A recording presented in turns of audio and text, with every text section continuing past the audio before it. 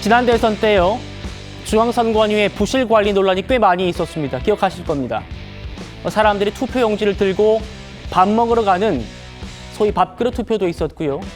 선관위 관계자의 대리 투표도 있었습니다. 그리고 경기도 용인의 한 사전투표소에서 회송용 봉투에 이재명 당시 후보를 찍은 투표지가 나왔다라는 신고도 있었습니다. 저희가 이 뉴스를 크게 다루지 않았던 이유는 당시 선관위가 뭐라고 했냐면 이분이 혼란을 부추길 목적으로 자작극을 벌인 걸로 의심된다 라면서 경찰에 수사를 의뢰했었기 때문입니다. 연종현님. 네. 그런데 경찰 수사해보니까 이분이 자작극이 아니었어요. 그러니까요. 참 저희도 선명히 기억이 납니다. 그날 굉장히 이제 부정선거 논란이 많이 있었기 때문에 이런 사고가 나면 이거는 정말 한 것이다. 특히 선관위의 입장 표명이 아주 주목됐어요. 즉 자작극이라는 의심하고 있다라는 것인데요. 일단 본인이 이제 투표를 하게 되면 이제 관외 투표 같은 경우는 이제 봉투에다가 투표를 넣어야 되는 거 아니겠습니까? 근데 봉투에 열어보니까 이미 투표지가 하나 있는 거예요. 네. 자, 이거 무슨 소리야 지금 이미 이거 내가 빈 봉투에다 넣어야 되는데 투표용지 안에 있잖아라고 해서 이제 논란이 된 겁니다. 그래서 선관위가 이거 자작극이다 뭐 등등 이런 이야기를 했죠. 그러니까 소위 이제 부정선거를 뭐 하려는 분들이 부정선거다 이런 거 하려고 했다고 했는데 경찰이 조사를 해보니 결국 사무원이 실수를 한 겁니다. 뭔 실수를 했냐? 이 사람한테 봉투를 그 전에 사람한테 봉투를 2개 준 거예요. 그래서 봉투를 2개 준 분이 투표 보니까 2개인데 해서 하나는 집어넣고 하나는 다시 반환한 겁니다. 근데 반환할 때 이 빈 봉투를 반환한 게 아니라 찍은 봉투를 반환한 거예요.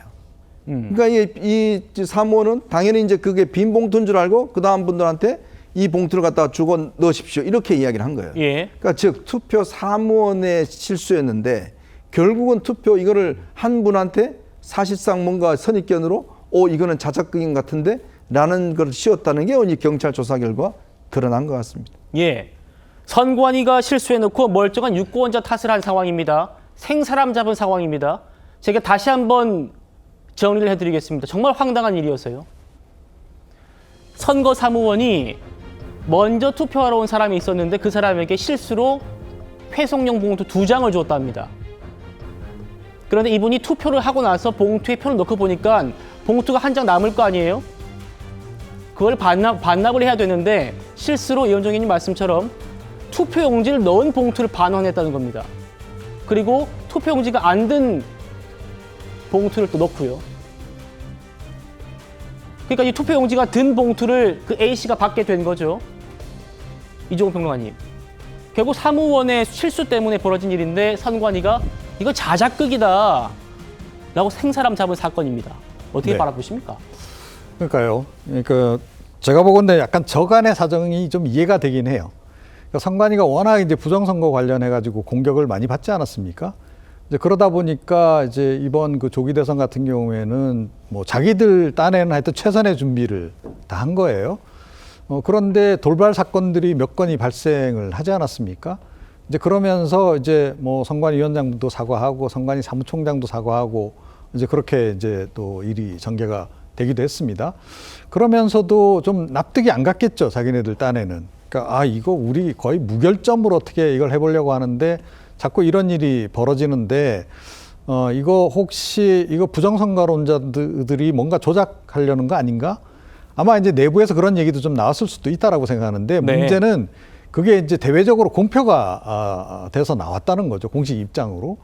저 사실 그 뉴스 나왔을 때 이건 좀 심한 거 아닌가? 뭔가 이렇게 확실한 증거를 갖지 않고 이렇게 이야기하는 거 너무 섣부른 거 아닌가라고 그 당시에도 제가 느꼈었는데 네. 결국은 이게 이제 이게 선관위 잘못으로 지금 확인이 된 거 아니겠습니까? 예.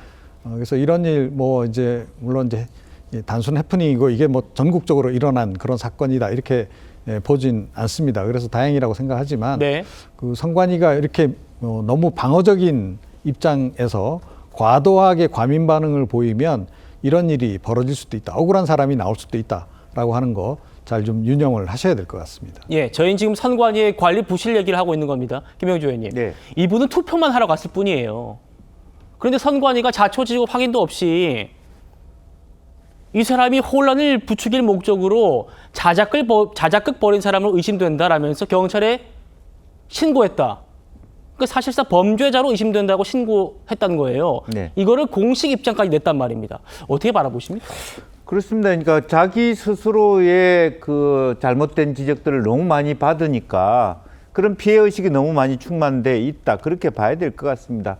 실제적으로 오히려 만약에 그 정상적이었다면 이런 사실에 대해서 우선 사과를 하고 우리가 자체 조사를 통해서 내밀하게 어떤 신중하게 검토를 해보겠다. 그리고 일정 정도 그 결과를 토대로 입장 발표를 하면 될 것을 미리 그것을 마치 부정선거에 대한 어떤 음모론자들이 어떤 저런 일을 저지른 것처럼 그렇게 얘기한 것은 매우 좀 잘못됐다라고 생각하고 여전히 저는 실제로 그런 부분은 있습니다. 선관위가 선거를 대선을 치르거나 총선을 치를 때 외부 아르바이트생들과 함께 많이 일을 해야 된다면 그런 데 대한 아주 좀 더 충실한 매뉴얼 교육이라든지 또 그런 점검이라든지 그런 지시라든지 훈련들이 더 예산을 들여서라도 필요한 거 아닌가. 예. 그러니까 자기네들의 어떤 그 뭐랄까 이런 재발 방지 그런 데 더 많이 신경을 써야 되겠다는 생각이 듭니다. 예, 알겠습니다. 조윤선 변호사님, 이분은 정말 황당할 거예요. 투표하러 갔을 뿐인데 나보고 뭐 자작극 벌인다 그러고 경찰한테 신고당하고 조사까지 받으러 가고 이 억울함을 어떻게 뭐 법적으로 좀 책임을 물을 방법이 없습니까?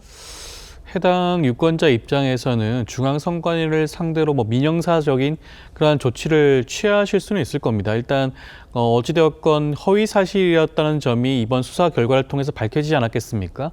중앙선관위는 허위 사실을 내용을 가지고 이를 보도자료로 배포하는 큰 실수를 범했죠.